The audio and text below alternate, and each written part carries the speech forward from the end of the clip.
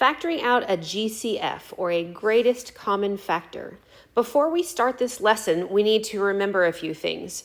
First of all, x to the third power, or x cubed. This exponent right here just represents the number of times that we're multiplying our variable times itself, x times x times x. So what would we do if we ended up with a problem like this one, x to the fifth power divided by x to the third power? Well, our numerator is just multiplying x by itself 5 times, and our denominator is just multiplying x by itself 3 times. So now when I look at this, I can reduce it the same way that I do numeric values. For every x value in the numerator, I can reduce an x in the denominator. It's a 1-to-1 ratio. So what do we have left over? We have x times x in the numerator, which is just x squared. Now I want you to stop and think for a second, what can I do with the values of 5 and 3 to turn it into a 2? Hopefully you come up with subtraction, and that is the rule that we are going to use when we're dividing variables with exponents. So anytime we are dividing or factoring variables with exponents, we subtract the numerator's exponent minus the denominator's exponent. That's what we need to remember. So let's talk about a GCF. If we're factoring or dividing out a GCF, that's just our greatest common factor. What is the largest value that I can divide all of my terms in an expression by? So take it into pieces. Let's look at these values. I have 5x to the third plus 10x squared minus 20x. We are dealing with both number values and variable values in each of these terms. So break it into pieces, like I said. Look at your number values first. All of these, 5 and 10 and 20, can be divided by 5 evenly. So that is our greatest common factor so far. So I'm going to divide each of these by the number 5. Now let's look at our variable part of each expression. We have an x cubed, an x squared, and an x. So how many x's can I divide out of each of these terms evenly? And it's all got to be the same. So the rule is you're going to use the variable with the smallest exponent. And here we have x to the first power, or just x. So each of these terms is divisible by x also. So we need to reduce. Now, side note, I want you guys to remember, let's say you order a pizza. You expect to have it cut up into however many slices. Now, when the delivery person drops it off, you expect to get every single slice. It's just been cut up.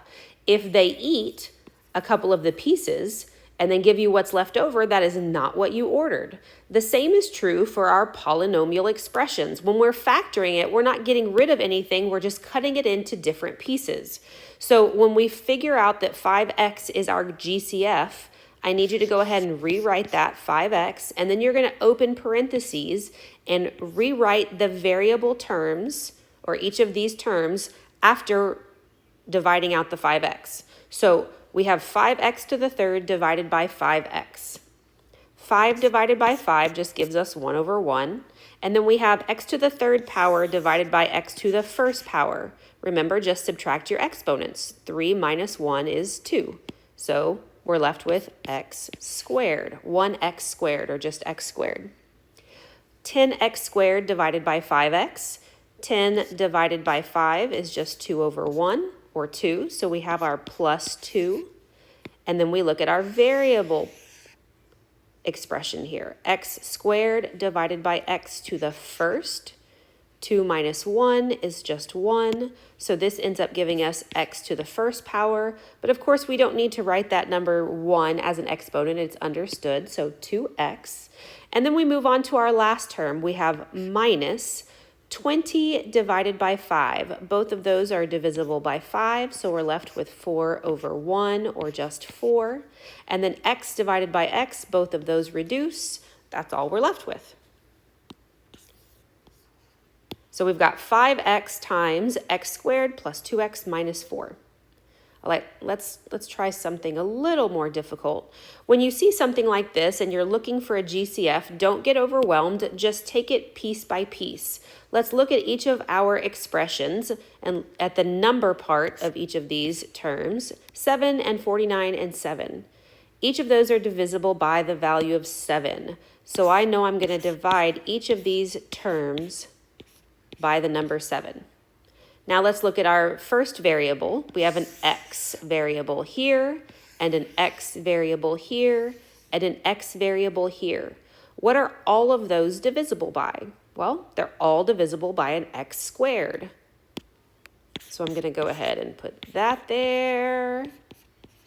And now we have a y variable, but our y variable is only found in the first two terms. There's no y variable in our third term, so we cannot divide a y variable from each of them. So our GCF is only 7x squared for each of these terms. So we've divided out a 7x squared, or factored it out, and let's see what's left over. 7 divided by 7, again, gives us just 1 over 1. X squared divided by x squared is just 1. So all we're left in our first term is a y to the 5th power.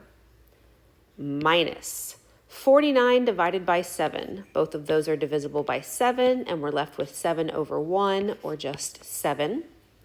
X squared over x squared reduces to the number 1. They divide each other out. We're just left with that. And then y to the 4th power. Our last term, 7 divided by 7 is just 1 over 1. X squared divided by x squared is just 1 over 1. Now, some people are tempted here to leave this section blank. But remember, even when you're dividing numeric values, when you have an expression divided by itself, it reduces to the number 1, not 0. So this ends up being plus 1. You have to put your plus 1 right there. Now, a side note that hopefully you remember from exponent rules, let me just write this down. If I have x squared divided by x squared, obviously we can use our expansion rule and reduce and see that that just gives us 1. Or you could have used your exponent rule. X squared divided by x squared. When you subtract your exponents, 2 minus 2, that would give us x to the 0 power. X to the 0 power. So what does x to the 0 have to be equal to? It has to be equal to 1. Anytime you have a number value or a variable taken to the 0 power, that expression is equivalent to 1.